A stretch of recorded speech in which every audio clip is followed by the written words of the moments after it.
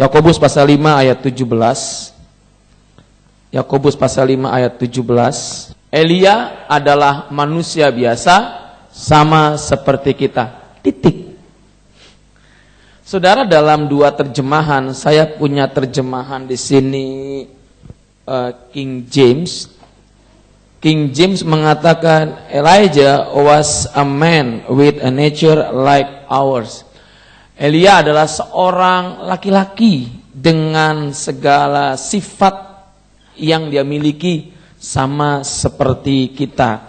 Namun dalam terjemahan Amplified Bible ditegaskan bahwa Elijah was a human being with a nature such as we have. Elia disebutkan tidak lagi spesifik sebagai seorang laki-laki, tapi Elia disebutkan sebagai manusia yang memiliki karakter sifat. Ditegaskan with a feelings, dia bisa dengan perasaan, dengan emosi, dengan pikiran sama seperti kita. Nah, ayat pembuka ini memberikan satu gambaran buat kita bahwa kita berbicara bukan seorang tokoh yang tidak terjamah oleh masalah. Kita akan berbicara tentang seorang tokoh yang tidak mungkin tidak memiliki masalah. Kita akan berbicara tentang seorang tokoh yang walaupun Tuhan pakai dia luar biasa, tapi dia tetap manusia biasa. Artinya, apa yang kita bicarakan ini akan menjadi sangat relevan karena dikatakan Elia manusia biasa sama seperti kita. Jadi saya ingin tegaskan bahwa saya pakai tokoh Elia ini bukan berarti terlalu jauh Elia sudah begini. Justru karena Elia sudah dipakai Tuhan begitu luar biasa, dia tetap manusia biasa. 1 Raja-Raja pasal 19. Pengantar ini memberikan satu deskripsi, satu gambaran tentang tokoh yang akan kita bahas dan kita ambil beberapa poin dalam kehidupannya. 1 Raja-Raja pasal 19. Ketika Ahab memberitahukan kepada Isabel segala yang dilakukan Elia dan perihal Elia membunuh semua nabi itu dengan pedang, maka Isabel menyuruh seorang suruhannya mengatakan kepada Elia, beginilah kira-kiranya para ahli menghukum aku, bahkan lebih daripada itu, jika besok kira-kira pada waktu ini aku tidak membuat nyawamu sama seperti nyawa salah seorang dari mereka itu. Saudara lihat baik-baik ayat 3, maka takutlah ia lalu bangkit dan pergi menyelamatkan nyawanya. Dalam teks terjemahan bahasa Indonesia tidak disebutkan kenapa Elia pergi. Teks terjemahan bahasa Inggris berkatakan, and when he saw that, ketika Elia berjumpa dengan orang yang disuruh Isabel untuk menyampaikan ini, baru Elia pergi. Jadi Elia nggak mendengar gosip, Elia bertemu orang yang disuruh Isabel menyampaikan berita ini.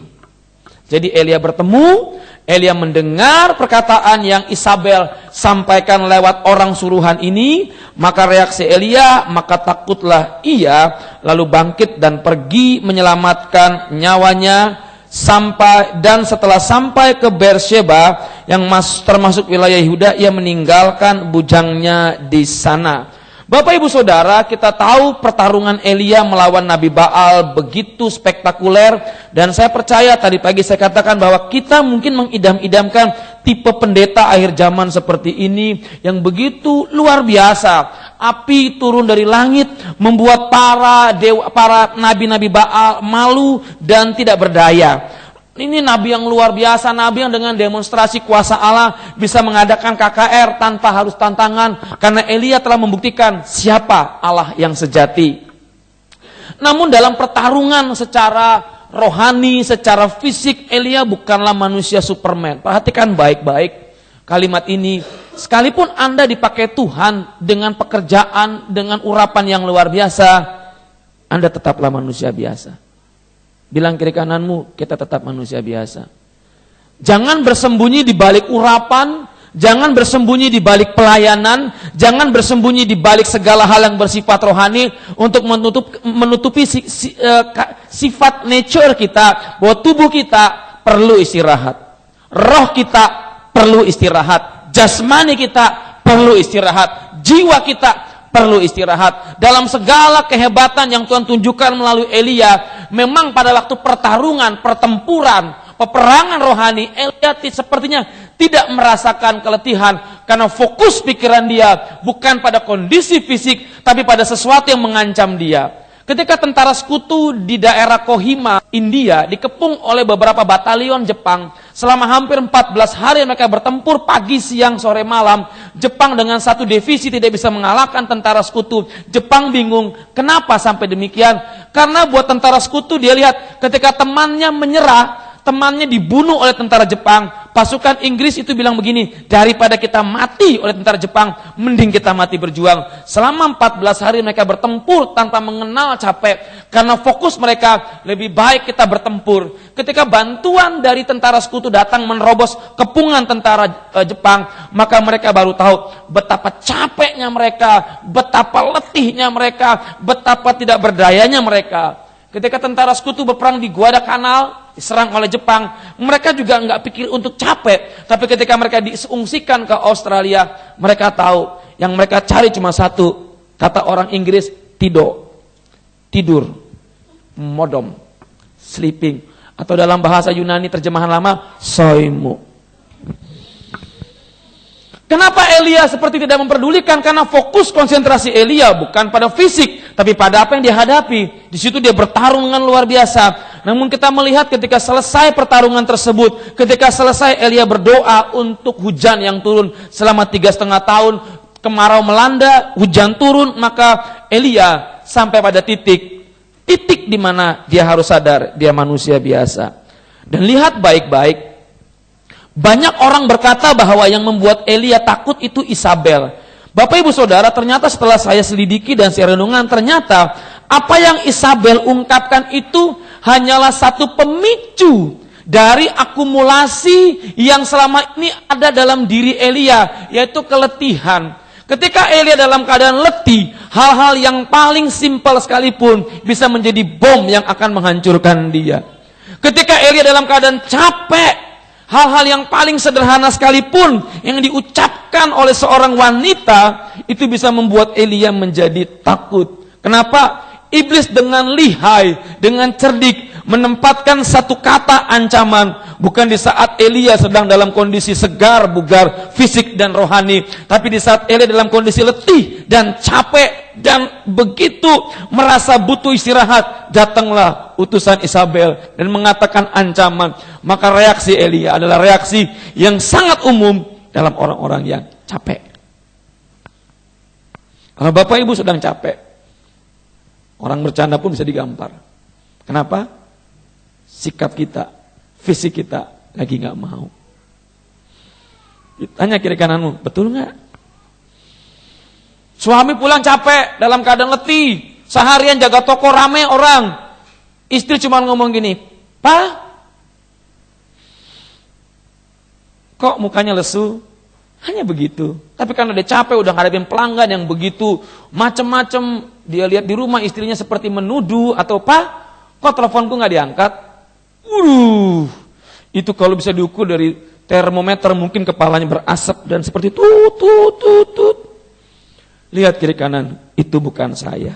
Apa yang dialami oleh Elia itu sesuatu yang sangat wajar. Dalam istilah psikologi dikatakan itu adalah burnout atau kelelahan secara fisik maupun rohani. Dalam istilah umum Elia mengalami burnout. Burnout dalam arti harfiah adalah terbakar sampai habis. Jika dipakai untuk menjelaskan keadaan fisik dan emosi seseorang, maka diartikan sebagai keadaan yang kehilangan semangat, tidak bergairah, cenderung putus asa atau depresi. Jika dipakai dalam konteks pelayanan atau rohani, maka burnout adalah satu kondisi yang di mana seseorang mengalami keletihan secara mental, emosi, rohani yang membuat mereka kehilangan gairah akan hal-hal rohani dan menjauhkan diri dari aktivitas rohani. Saudara, kita harus tahu tubuh kita punya batas-batas yang memang kita nggak bisa minta Tuhan untuk menyatakan kuasanya. Tuhan itu memakai hukum alam juga. Matahari selalu terbit di sebelah timur, tenggelam di sebelah barat. Jangan pernah minta berdoa Tuhan, karena kita punya kuasa seperti Yesus yang meneduhkan danau yang bergelora, maka aku minta padamu atas nama iman, karena aku anakmu, aku minta hari ini matahari terbit sebelah barat, tenggelam sebelah timur. Saudara, jangan merusak hukum alamnya Tuhan. Sekalipun kau anak, Yesus pun gak pernah minta seperti itu. Karena ketika itu terjadi, akan rusaklah semua tatanan alam raya. Kelelawar yang biasanya bangun malam-malam, dia bingung ketika dia keluar, sudah pagi. Jadi Allah juga memakai hukum alam dalam tanda kutip takdir terbatas untuk mengatur semua itu. Allah sudah tentukan, dan jangan coba beriman. Saya percaya Allah berbicara pada saya, matahari terbit sebelah timur. Nggak usah lu ngomong, Tuhan bicara, sudah ada. Jadi nggak usah pakai nubuat-nubuatan. Itu bukan nubuat, itu lu buat. Keadaan ini memberikan satu dampak dalam kehidupan Elia, bahwa dia kehilangan gairah akan hal-hal rohani. Kita lihat, dia tidak lagi menjadi Elia yang perkasa, justru Elia yang kabur dari kenyataan. Bahkan disebutkan dalam ayat selanjutnya, dia ingin mati, dia ingin bunuh diri. Lihat ayat 3, dia bilang begini, dan pergi menyelamatkan dirinya. Ayat 4 itu berubah lagi, cukuplah itu. Sekarang ya Tuhan, ambillah nyawaku, sebab aku tidak lebih baik dari nenek moyangku. Elia ini adalah pribadi yang mengalami goncangan, bukan karena dia pribadinya labil, tapi memang kondisinya membuat dia sepertinya tidak kuat. Elia sudah sangat tangguh, namun dia manusia biasa. Burnout ini seringkali diartikan bahwa hanya untuk hamba-hamba Tuhan. Saya pikir ini terlalu naif, karena firman Tuhan tidak hanya spesial untuk hamba Tuhan. Saudara, banyak orang Kristen mengalami burnout seperti ini. Ketika engkau dengar firman Tuhan, ketika engkau dengar perkataan Tuhan, ketika engkau dengar khotbah, engkau mendapatkan kebenaran, dan hati kita, roh kita bersemangat untuk mentaatinya, betul? Kita punya target, saya harus mentaati firman, saya harus mengikuti firman. Namun kenyataannya, Paulus bilang apa? Dalam diriku itu sesuatu yang baik, tapi yang keluar itu sesuatu yang tidak baik. Artinya apa? Roh penurut tapi daging lemah. Kita mengiyakan firman, kita berjanji, kita berkata, iya Tuhan. Tapi dalam kehidupan sehari-hari, seringkali kita gagal menerapkan firman. Kadang-kadang apa yang menjadi target Tuhan, itu seringkali kita ingin capai dengan cara kita. Saudara, segala sesuatu yang Tuhan firmankan, yang Tuhan perintahkan buat kita, camkan baik-baik, tidak bisa digenapi dan dilakukan dengan kekuatan, cara, dan waktu kita. Amin. Jadi kalau engkau memvonis dirimu, aku gak bertumbuh, saya pikir itu vonis yang terlalu kejam. Karena yang menilai engkau bertumbuh atau berubah bukan dirimu semata, tapi apakah engkau sudah minta koreksi Tuhan seberapa jauh pertumbuhanmu. Karena seringkali kita ingin cepat. Kita dengar firman tentang kasih, kadang-kadang orang menuntut kita, orang ingin kita menjadi sesuatu yang perfeksionis. Saudara, kita adalah pribadi yang dituntut sempurna. Tapi kata-kata sempurna itu, telios itu, berbicara tentang proses yang harus terjadi setiap hari. Kita adalah salem damek, gambaran Tuhan yang bertumbuh progresif. Allah gak tuntut kita langsung sabar seperti Yesus yang ketika digampar, dia diam saja. Kita bertumbuh. Disitulah terjadi proses penyangkalan diri setiap hari. Dan disitu kita jatuh bangun. Dan kadang-kadang proses jatuh bangunnya ini sering kali iblis pakai untuk memvonis kita, kamu gagal. Kamu gagal. Saudara, salah satu senjata iblis adalah memutarbalikkan fakta.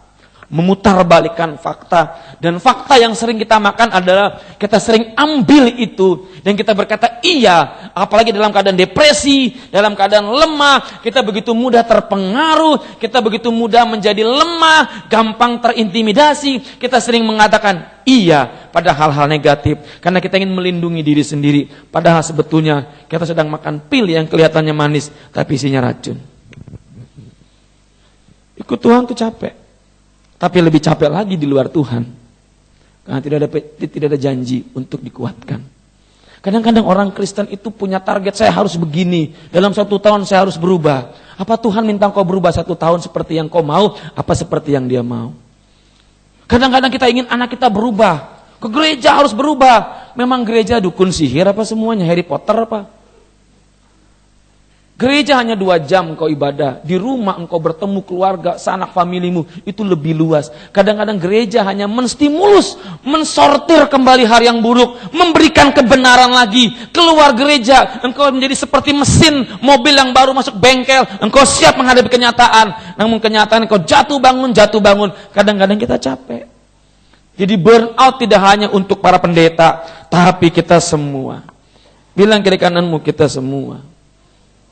Istri yang gak pernah, suamiku gak pernah berubah, padahal kita sendiri gak pernah berubah. Kita nih paling suka nuntut orang, tapi kita gak pernah mau dituntut. Kamu nih gak pernah berubah, padahal kau juga gak pernah berubah. Harusnya cermin yang paling jujur adalah cermin firman Tuhan dan di hadapan Tuhan. Kita gampang menilai orang, tapi sulit bagi kita menilai diri sendiri. Karena kita cenderung mengcover diri dengan kebaikan-kebaikan. Kebaikan itu kita ambil dari keburukan orang. Kita bandingkan, tuh dia, aku enggak. Kenyataan tentang burnout, ini diumpamakan seperti motor yang tangki bensinnya habis, bannya kempes dan businya hancur. Memang masih motor tapi nggak bisa berjalan. Dia masih motor tapi tidak memiliki satu kapasitas yang seharusnya. Pemicu burnout bisa diawali oleh peristiwa-peristiwa kekecewaan yang mendalam. Merasa gagal terus-menerus. Ini hati-hati saudara. Hati-hati. Banyak orang ketika ikut Tuhan merasa capek. Kok aku gak bisa berubah. Saudara, yang menilai engkau tuh bukannya kita, tapi Tuhan. Dan perubahan itu gak bisa langsung 1-2 hari. Saudara tungguin pohon apa? Pohon belian ya. Pohon kayu besi. Itu gak langsung gede segini. Itu butuh waktu yang banyak. Pohon kayu besi menghasilkan kayu yang kuat, lebih kuat dari besi, itu butuh waktu lama. Kalau mau gampang, pohon toge. 2 hari langsung gede. Tapi dicabut, dimakan. Jadi, kesukaan istri saya. Merasa gagal dikritik, bertubi-tubi dari berbagai pihak. Kadang-kadang orang itu sikapnya gini, dia bisa mengkritik, tapi kalau dikritik dia nggak siap. Saudara, saya banyak belajar dari Departemen Pemuda dan Anak, bagaimana kita rapat. Kalau kita mengkritik, kita siap dikritik. Tapi yang kita kritik bukan pribadinya, tapi programnya. Jadi, dikritik biasa. Kritik itu biasa. Karena dengan kritik itu kita bercermin gitu. Tapi tidak semua kritik benar. Sikap kita terhadap kritik yang menentukan engkau dewasa atau enggak. Maka itu kalau dikritik biasa aja. Kemudian, merasa tidak diperhatikan. Ini kadang-kadang nih. Minta perhatian terus, minta puji terus.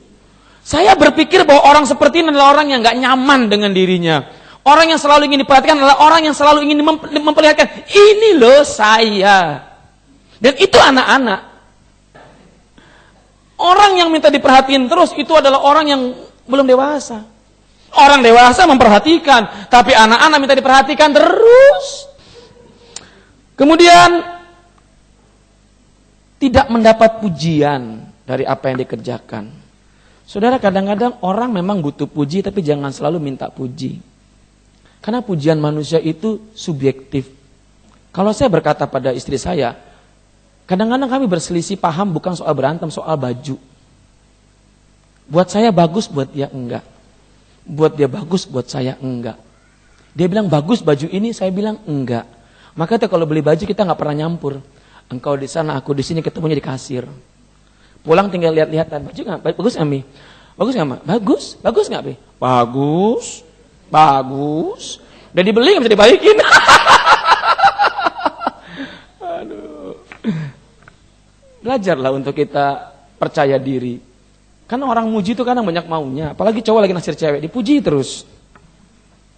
Berselisih paham dengan rekan-rekan, terdesak oleh keadaan yang buntu.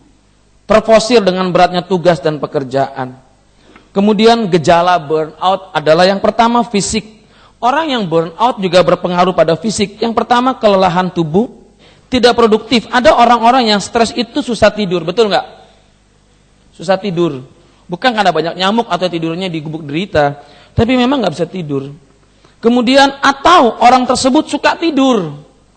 Karena cuek, tidur terus. Kalau dia bangun, ingat lagi dia stres, tidur lagi. Maka kalau orang stres ke psikiater, itu dikasih obat tidur. Itu bukan obat, itu racun, saudara.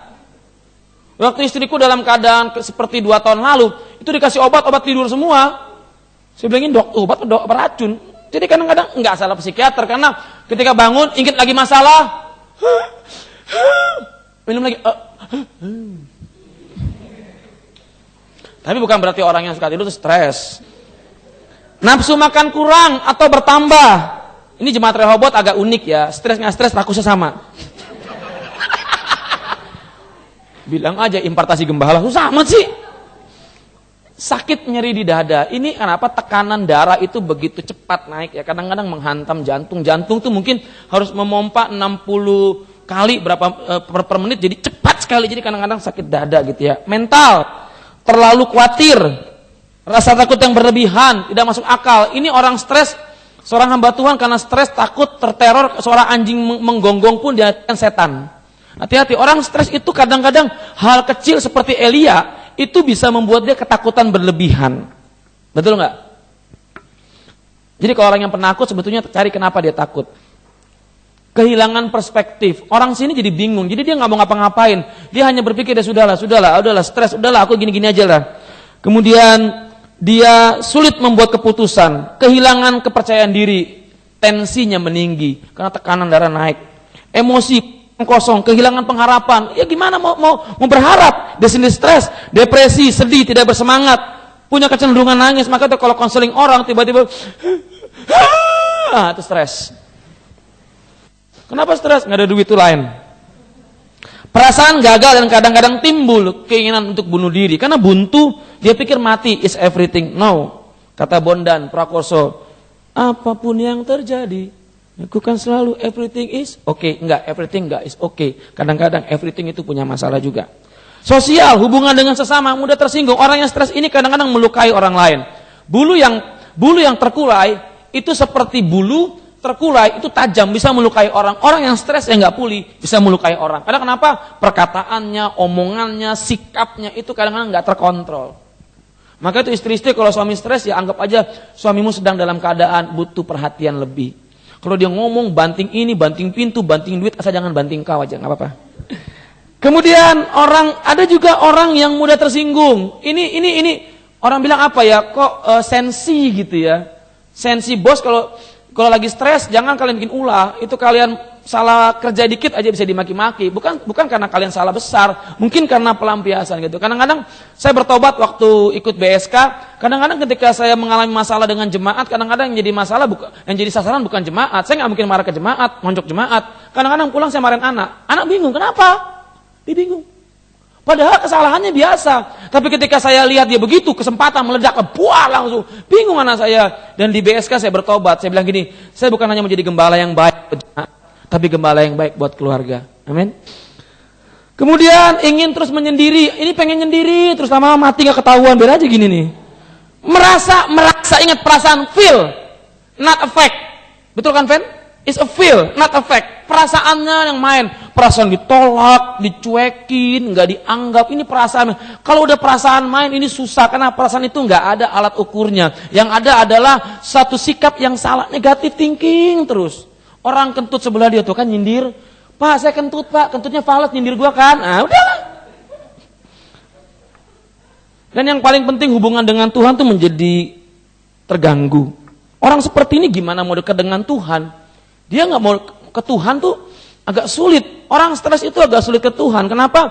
Karena buat dia masalahnya itu harus selesai dahulu baru Tuhan yang datang. Sebenarnya Tuhan dulu baru masalah selesai. Beberapa gejala dalam kasus Elia adalah kita lihat, saya singkat nanti kita lihat apa way out-nya.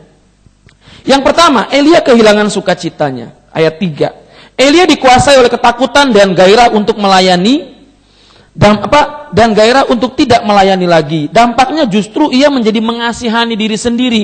Saudara, sukacita itu bukan bicara apa yang kau rasakan, tapi kehadiran Tuhan. Amin. Ketika engkau punya masalah, kehadiran Tuhan, yes ada. Tapi engkau nggak izinkan Tuhan untuk berkarya menguasai dirimu. Justru hal-hal negatif menguasai dirimu. Kehilangan sukacita adalah salah satu penyakit terbesar orang Kristen.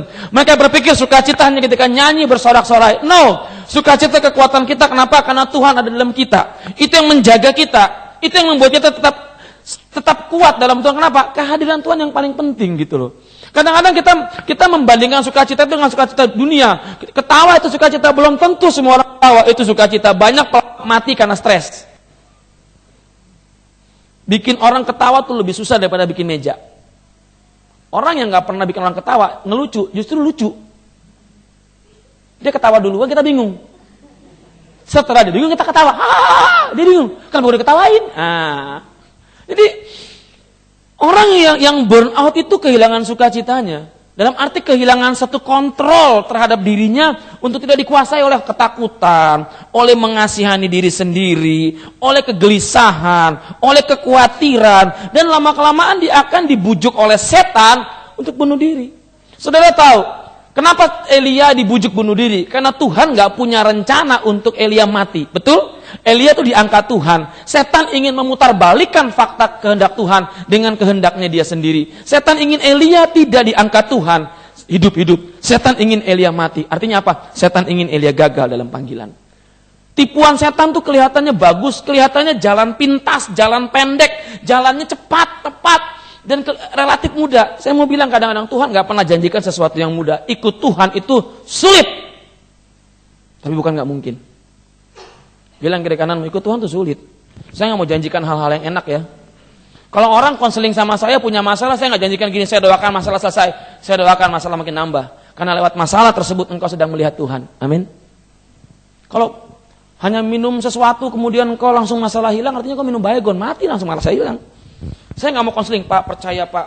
Saya doakan masalah hilang, bodoh itu namanya. Masalah jangan dihilangkan, tapi diselesaikan. Bilang sama-sama saya, masalah jangan dihilangkan, tapi diselesaikan. Karena kalau dihilangkan tuh jadi cuekin, numpuk sekali meledak, stres kita. Yang kedua, orang yang burn out itu kehilangan perspektifnya. Hal-hal yang semestinya tidak salah tiba-tiba menjadi salah. Demikian sebaliknya. Elia justru menyalahkan orang Israel dan justru membenarkan apa yang dilakukan. Lihat, orang yang burn out itu tidak pernah mau disalahkan, tapi kadang-kadang mencari kambing hitam untuk mengalihkan kesalahannya. Hati-hati ketika engkau bertemu orang yang selalu ngeles dan mencari kesalahan orang lain. Orang tersebut sebetulnya punya masalah besar, dia nggak pernah mengakui keadaannya. Orang bisa mengkritik, tapi ketika dia dikritik tentang keadaan dia, ada seorang ibu, kita waktu konseling ya istriku ya. Dia kita pertemukan dengan orang-orang yang menjadi trouble-nya dia. Jadi menurut ibu ini tidak ada masalah, tapi menurut orang-orang yang bersentuhan dengan dia ada masalah. Saya nggak mau mendengar sepihak, saya kumpulin. Ayo kita ngomong. Saya suruh istriku yang nanganin. Ngomonglah beberapa orang tentang apa dari ibu ini. Ibu ini kaget. Kok begitu ya dia gini. Selama ini dia ngomongin orang yang negatif-negatif. Sekali orang menilai dia, tentang dia, dari sisi yang lain dia. Pulang-pulang ngamuk-ngamuk. Biasalah wanita kan. Kan harus 15.000 kata per hari kan ya. Kalau enggak itu stres kan. Keluar lagi macam-macam lah. Wah, macam-macam. Orang yang enggak pernah sangkut paut dengan dia dibilang jahat lah, penipu lah, topeng lah, palsu lah. Semua disebutin. Waduh. Hati-hati. Kalau Bapak Ibu Saudara terjebak untuk menyalahkan orang dan tidak pernah mau mengakui kelemahan diri sendiri, mungkin penyakitnya bukan karena masalah itu, tapi karena kita keletihan rohani. Elia itu nyalakan bangsa Israel. Ia kehilangan cara pandang, kehilangan panggilan, kehilangan sukacitanya. Iblis itu punya 4 senjata yang saya mau bilang senjata ini mungkin baru kita temukan. Bukan senjata itu santet, guna-guna itu mah kecil. Saya kalau disuruh nengking santet dengan nengking ini, saya lebih suka nengking santet. Yang pertama delays, penundaan. Ingat Daniel itu tertunda menerima firman Tuhan. Siapa yang menunda? Iblis. Yang kedua, penipuan. Iblis itu bisa menyamar menjadi malaikat terang. Hati-hati. Tidak semua hal-hal yang kelihatannya rohani dari Tuhan perlu diuji. Maka itu anak-anak Tuhan harus pintar, cerdas, dan bisa buka Alkitab. Sekarang kita di mana? Ketapang ya. Ketapang ya. Wah, semua semangat. Mari kita buka dalam Markus pasal 17. Wih, semua buka. Saya ketawa, kita duduk di sini diam gini. Nggak ada, Pak. Kalau nggak ada, kenapa kau buka? Distraction. Ini yang bahaya. Pengalihan perhatian. Orang yang burn out sekali lagi adalah orang yang merasa tidak dapat melakukan satu hal pun dengan baik. Ia merasa tidak dapat menjadi pribadi yang diharapkan Tuhan. Ia menilai dirinya sendiri berdasarkan kondisi yang ia alami. Tentu saja hal ini sangat subjektif. cenderung menjerumuskan. Orang yang burnout kehilangan kelenturannya atau kelemah lembutannya. Elia menjadi frustasi karena ia melihat keadaan tidak seperti yang ia harapkan. Hatinya menjadi keras dan menunjukkan ketidaksukaan. Orang yang lemah lembut itu bukan berarti bences ya. Kan bences ya.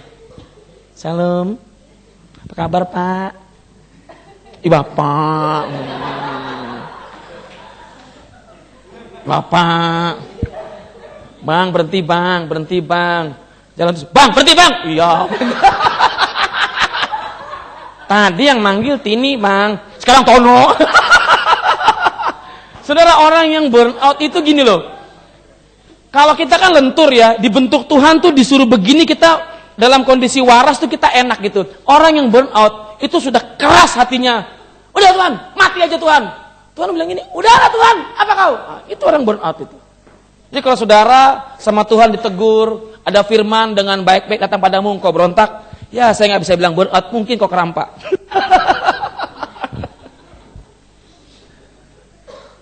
Ada beberapa langkah untuk kita mengatasi burnout. Yang pertama, identifikasi sumber masalah sesungguhnya. Kalau saudara baca bagaimana Tuhan menangani Elia, Tuhan tidak menampar Elia, Tuhan tidak menghukum Elia karena ucapannya, tapi justru Tuhan membiarkan Elia tertidur. Dalam pasal 5, dalam ayat 5, pasal 19, Tuhan membiarkan Elia tertidur dan dikirimin makanan. Saudara, banyak orang nggak bisa mengerti sebetulnya inti masalahnya bukan pada kenyataan yang ada, tapi justru pada diri kita dalam menyikapi kenyataan tersebut. Hati-hati, kalau kita menyalahkan keadaan, saudara nggak akan bisa memilih keadaan, tapi engkau bisa memilih bersikap benar terhadap keadaan. Engkau nggak bisa minta keadaan diubah, itu orang cengeng, tapi engkau bisa diubah hidupmu untuk menjadi berkat bagi keadaan. Amin. Amin. Jangan dikit-dikit tengkang-tengking minta keadaan diubah. Jangan kita lagi kemarau 3 tahun tiba-tiba hujan karena kita mau ibadah. Tuhan, tunda hujanmu. Engkau bisa dibunuh banyak orang karena lagi kehausan air. Sekali-kali bedak luntur nggak apa-apa lah karena hujan ya Olip ya. Mana sih Olip ya? Nggak apa-apa bedak lunturnya.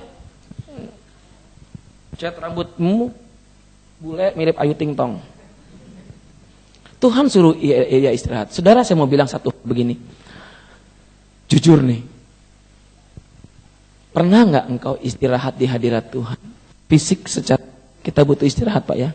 Capek kerja tidur kan. Tapi capek rohani kita. Kadang-kadang kita nggak pedulikan. Rohani kita itu bertempur tiap hari menghadapi banyak hal yang iblis lakukan. Kita berpikir hal tersebut biasa. Tahu nggak? Kenapa kita butuh peristirahatan dalam Tuhan? Karena di situ kita akan menikmati kelegaan sejati. Di gereja mungkin engkau belum beristirahat, engkau menerima kebenaran. Istirahat sejatimu secara roh adalah engkau ada di hadirat Tuhan. Beberapa waktu yang lalu saya konseling seseorang, intinya dia cerita banyak hal. Saya bilang begini, Bapak atau Ibu, gimana hubungan Anda dengan Tuhan? Langsung dia kaget. Dari semua yang dia ungkapkan, dia katakan, saya tembak satu kalimat. Bagaimana hubungan Bapak dengan Tuhan? Atau Ibu dengan Tuhan? Saya ke gereja akhir-akhir ini. Oh, pernahkah berdialog secara pribadi dengan Tuhan? Dia cukup lama terdiam. Dan dia berkata begini, saya pernah berdoa, tapi saat makan. Mungkin jawaban itu kita tertawai. Tapi banyak orang konsep doa hanya kata-kata yang indah, yang standar diucapkan. Kenapa orang Kristen banyak gampang terhanyut oleh masalah, banyak kalah oleh masalah? Karena ketika engkau dalam keletihan secara mentalmu, engkau nggak tahu tempat pelabuhan terakhirmu di mana, di hadirat Tuhan. Kita bisa dengan hura-hura, kita bisa nonton film. Saya pertama ketika saya stres, saya punya masalah, yang pertama saya coba di hadirat Tuhan. Kalau otak ini masih bertempur, satu hal yang sering karena saya main PS. Istri saya tahu, kalau saya lagi main PS artinya apa? Saya nggak mau diganggu. Saya nambah stres kalau kesebelasan yang saya mainkan kalah. Bisa saya cek. Kadang-kadang begini loh saudara, ini pribadi ya. Kalau Tuhan suruh saya berdoa, lagi main nih, itu bisa mau cetak gol nggak gol-gol. Itu depan gawang kosong nggak gol-gol. Terus saya bilang, Tuhan tanggung, lagi seru nih. Pengalaman saya, kalau ada dorongan berdoa, saya tahu pasti saya kalah. Kadang, wah mau berdoa nih, pasrah nih, pasti gue kalah nih. Daripada gue kalah nyakitin, gue matiin duluan. Diam sebentar, ngapain Tuhan? Biasanya cari tempat, duduk diam. Di situ Tuhan mulai merawat dan menggarap saya. Saudara, saya nggak bisa bilang main PS tuh nggak rohani, tergantung engkau. Kalau pagi, siang, sore, malam merupakan kerjaanmu itu nggak boleh juga. Sama kayak main handphone, Facebookan seharian penuh. Sampai tangannya gini terus. Kenapa kau? Lagi online? Dulu kan gini, sekarang gini. Segala sesuatu yang berlebihan itu salah. Betul? Betul? Jadi kita harus mengidentifikasi masalah sesungguhnya. Kemudian kita harus mengenali kekuatan dan kelemahan kita. Jangan ambil tanggung jawab yang bukan bagian kita. Capek. Saya tidak ingin mengubah orang karena itu bukan bidang saya. Tapi saya bisa membimbing orang sepanjang kemampuan saya. Saya nggak bisa mengubah Friska seperti yang saya mau. Dia bagiannya Tuhan, tugasannya memberitakan kebenaran. Oh, saya bersyukur dia dengan Harry ini salah satu proyek yang cukup berhasil. Tadi dia cerita, ternyata anak seperti ini bisa diubah Tuhan, teman-temannya kaget. Ini orang manusia ini harusnya udah masuk tong sampah ya Fris ya. Saya terus terang jujur saudara, ketika orang-orang kirim anak-anak ke saya, ada beban, saya harus bisa membuat mereka berubah. Kadang-kadang beban itu membuat saya tertekan, tapi saya diingatkan oleh khotbah Pak Eras, jangan sok jadi pahlawan mengubah orang nak. Yang bisa mengubah itu hanya Tuhan. Tugasmu apa? Menunjukkan Yesus pada mereka. Itu saja. Kasihnya Yesus. Kesabarannya Yesus. Cintanya Yesus. Dengan orang melihat tersebut, maka orang tahu engkau punya motivasi yang benar. Ketika beberapa waktu lalu saya dalam pilihan yang sulit saudara. Ada tawaran yang cukup menggiurkan yang membuat saya berpikir saya nggak ada di penggembalaan. Ketika saya berdoa, pertama saya nggak mau berdoa karena saya tahu jawaban Tuhan pasti bertahan. Saya bilang Tuhan aku udah tahu jawabanmu, aku tahu firmanmu, tolong beri sesuatu yang baru. Ternyata ketika saya berdoa, saudara tahu apa yang muncul? Ini jujur nih. Yang muncul pertama wajah Samuel.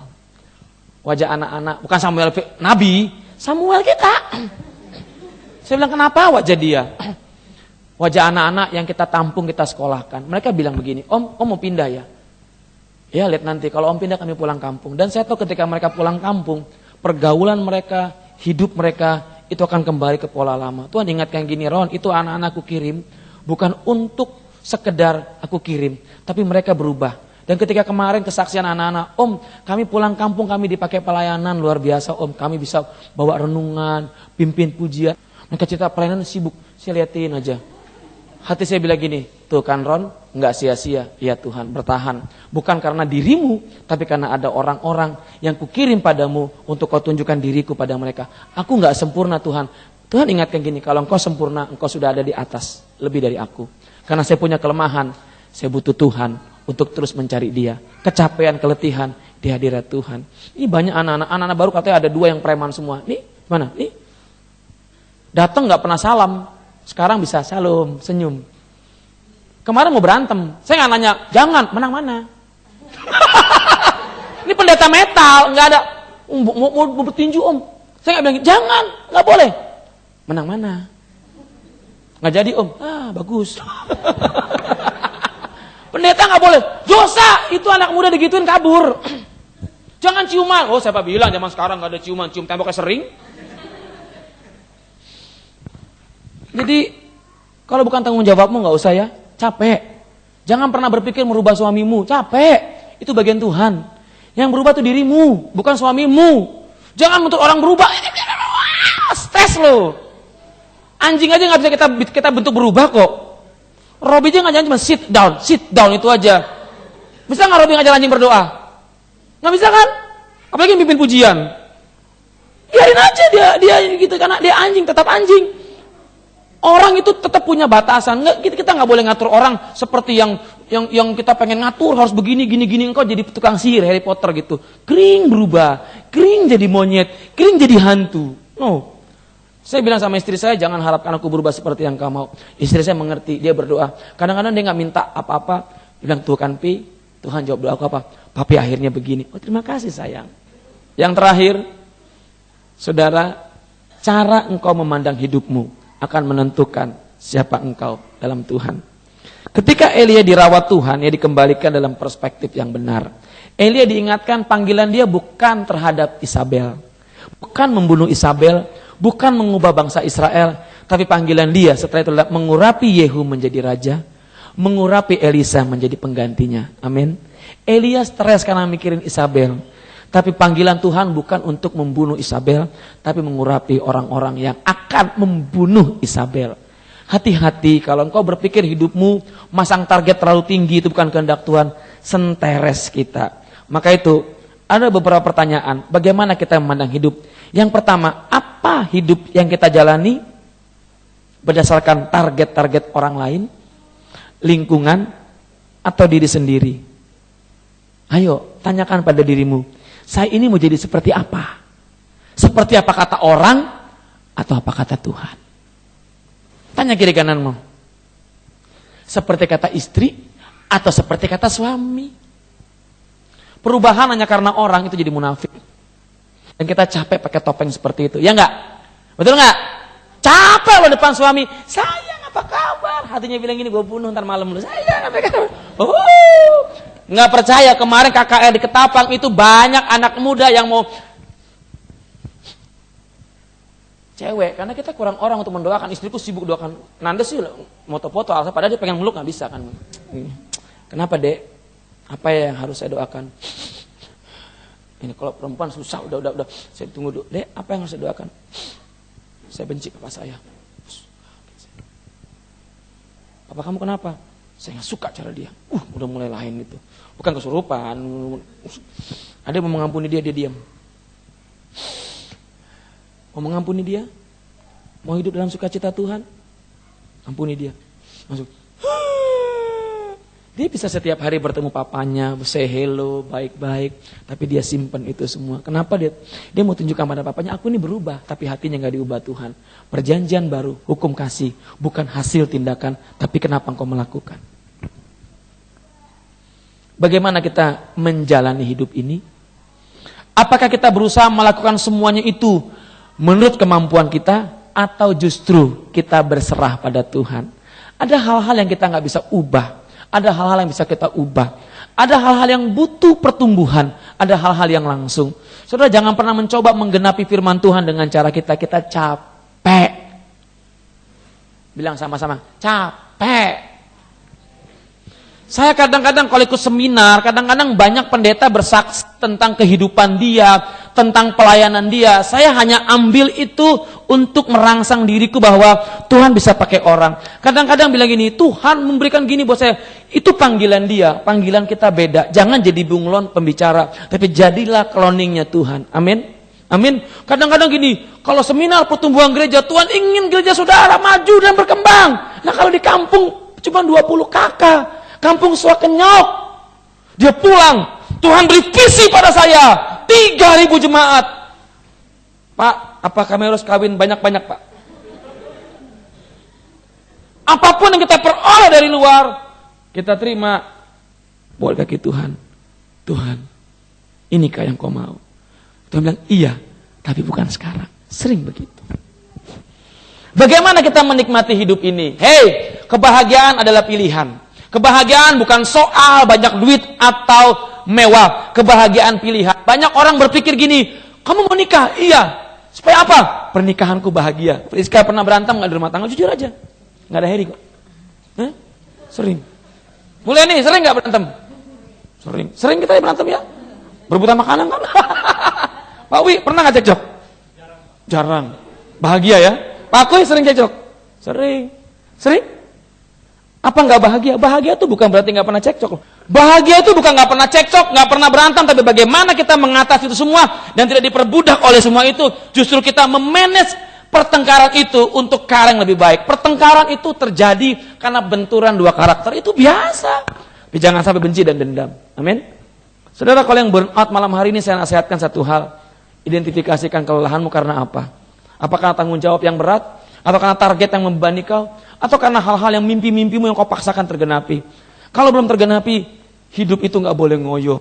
Serahkan sama Tuhan, jalani bersama Tuhan, nikmati bersama Tuhan, izinkan Tuhan menuntun kita. Mungkin gak secepat yang kita mau, tapi biarkan Tuhan membangun fondasi kita secara kokoh, mantap. Itu lebih bagus daripada cepat bertumbuh, gampang dihancurkan. Lebih baik engkau step by step, tapi engkau bisa bertumbuh dengan sempurna. Kita bangkit berdiri bersama-sama.